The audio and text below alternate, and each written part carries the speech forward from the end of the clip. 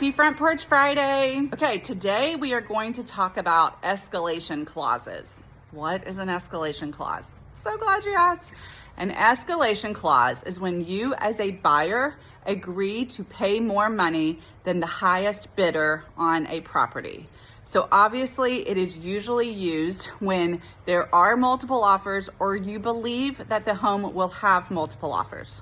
So the benefit to an escalation clause is that you as the buyer believe that you did not pay more than you had to pay for a home. The way an escalation clause is written is something like this.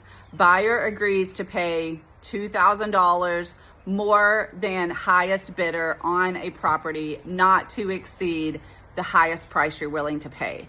So if a home is listed at $400,000, you might write in the purchase and sale agreement that you'll pay $400,000, but then in a special part of the contract, you would write this kind of language that says, I'll pay actually up to $420,000, but not more than $2,000 more than the other guy is willing to pay. As a buyer, you feel like you won. Hey, I'm willing to pay $420,000 for your $400,000 house, but only if somebody else puts an offer in of $418,000. As a seller, you might feel differently. So sellers sometimes feel like it's sneaky, and they don't like sneaky. But even if the seller thinks this is business, it's not sneaky, they still may say, yeah, but if somebody else liked it solid at $418,000, maybe I'll try and get $420,000 out of that guy because he went hard after my house at $418,000. And this $420,000 guy, he just wrote down $400,000.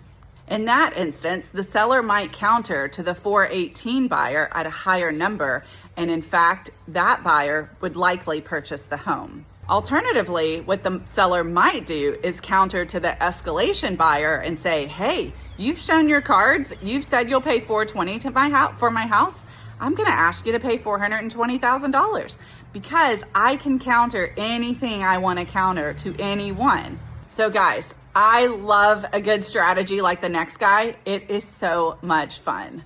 Just weigh out all the consequences, good and bad, before you play these kinds of games and see if you really think it actually will benefit you. Happy Friday, and I hope you have a great weekend.